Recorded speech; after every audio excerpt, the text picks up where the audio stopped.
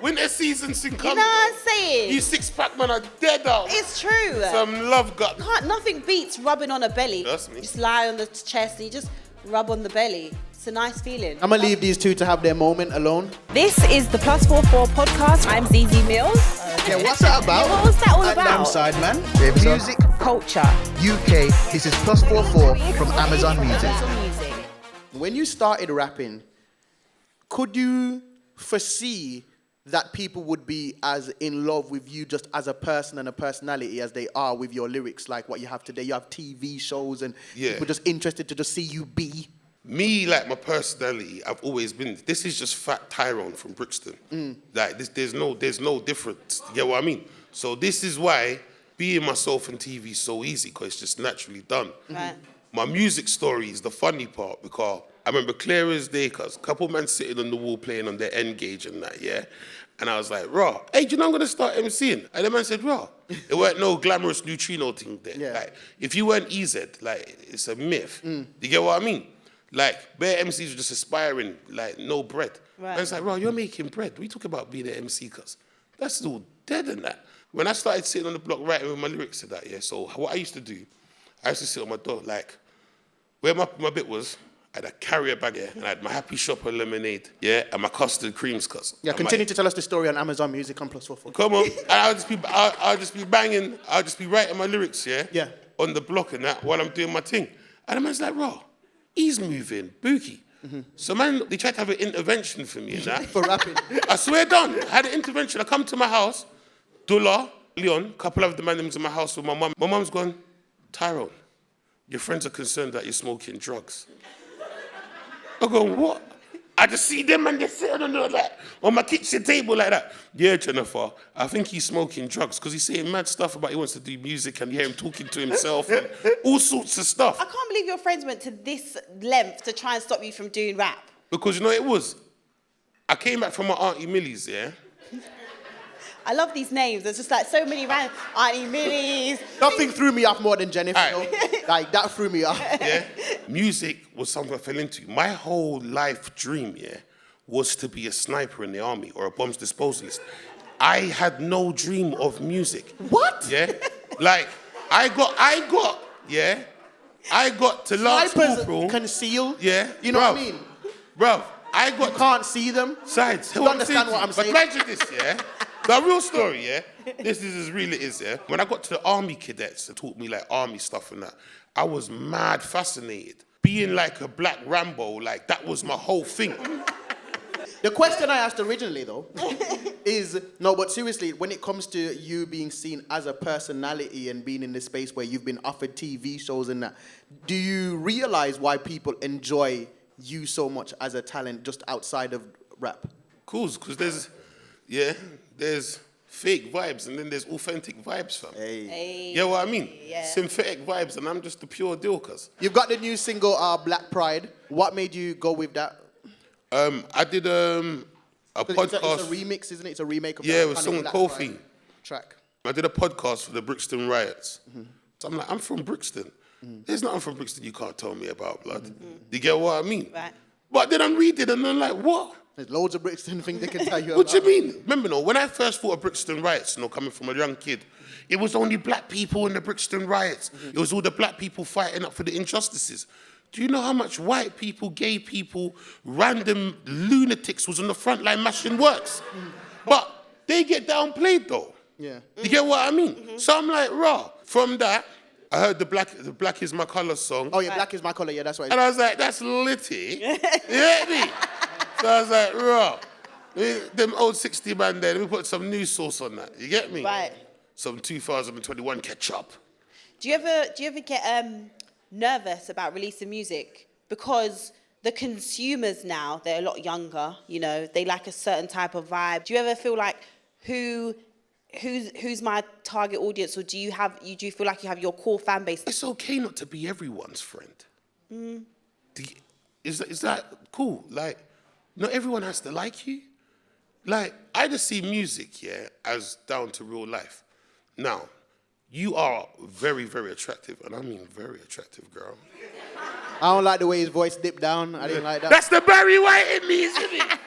Yeah? I can't access Get that me? decibel. It hurt me. I know, you just always... But not every man's gonna find you attractive. Well, I don't know about that, but yeah. No, but it's okay. It's No, it's okay. true. I get what you mean. Yeah. And it's the same with music. Not everyone has to like your music. As long as you're comfortable with that you're not gonna tick everyone's boxes. The real reason why I made music, was to keep my peace of mind. My life is very hectic, and certain things are so socially awkward to talk about. It was easier for me to do it through music. And truth be told, I'm not really a big people's people. I prefer dogs than humans. Big up the dogs. Come on, dog We gang love all our day dog. long. You know where you stand with a dog. Do you get what I mean? So, music... Do you know where you stand with a dog, though? Yes, 100%. you do. If you train them properly. Brother, It's literally Brother. it's guesswork every day. Alright. Every day No. is a new day that dog could just jump up and decide to bite your face off. Mate, I'll show you 3 things, in pure animals, how they are more clean-hearted than humans. An animal only kills to eat. An animal hasn't got a storage compartment of dead carcass. An animal's not going to go and kill a family of giraffes to eat for a later day. An animal wouldn't do that. Humans do that. You see with my dog, it's only 3 things my dog wants from me. Food, water, and unconditional love. Nothing else. There will never be a moment where the goalpost moves. Like, I was cool with you just giving me food and water and rubbing my belly and going for a walk in the park. Now, I like that Bentley out there. And now I like that 4-bedroom house in Cockfosters. You don't get that. The love is always the same love. Yeah, no, I hear what you're saying. We're going to open it up to the audience. Has anyone got questions? Who would you say is the most inspirational rapper that you've been inspired by yourself? Definitely Wretch. Yes. You know, to be visually alongside a man and see Ra from that first mixtape in Dark and Cold and all the Grave Shift shows, to see the progression and always kept a standard of bar level. Yeah, always high. Definitely I'd say Wretch. Also, P Money. P's consistent in his works. Oh, sorry, I forgot Akala as well. Yes. Hey, what's going on? Yes. Is there like anything you feel like you want to do next? What needs like the Narstie stamp? My main thing, what I want to do right now, I'm trying to build a school. Okay. Yeah? I want to build a school. Yeah. I need to build a school. You know what it is? What type of school? I want to build, a music and a trading school. Okay. Because my whole thing is this, man don't mind helping other people, but how is it easy for me to help them? If you do good, good will come to you. And it may not come by to someone directly doing something. It might be a blessing. That big brick was going to fall off the wall might drop on someone else and not you. Because of the good deeds you done. You think it's a joke, blood? So my thing was like, the biggest thing was made me make all the money I've made, apart from my sexy eyebrows, of course, is information. When someone gives you information, it's what you do with the information. Mm-hmm. Nothing more, nothing less, you know. Question. Oh, wait, sorry, go on. Yeah, sorry, we got questions? Yeah. What do you think grime needs to take it back to a place it once was? There is no problem with grime music, you know. The problem is, haven't you seen the unification with Afro beats of people being proud of their culture and heritage? Mm-hmm. From a Congolese man to a Zimbabwean man to a Nigerian man, Uganda. From your African, like your music, you hold it with chest. Remember, you know, 1996, Ola was telling people his name was Trevor. Man weren't embracing their African thing. Their African man were moving like yardies. Come on, let's keep it real. Yeah. Now, forward pass of the love, and the embracement of their culture, Afro beats is worldwide. Yeah. No different when you look at, no matter how Americans want to go on with themselves, you know, they can't talk to the Beatles and Oasis and Coldplay when it comes to indie music, you know, dog. England goes worldwide for indie music with the guy with the guitar who will get smashed and rack your building. We are known for this thing. It's true, though. Grime artists didn't fully embrace grime music to be the one to take them across the world. Every grime artist, first doing it, thought grime was going to be their starting pole to move on to something bigger. Okay. If you said to a grime artist, is this a commercial song? Because the Explicit made the beat, they wouldn't really class it commercial. They would think a more beat like a J Hus beat is a commercial beat.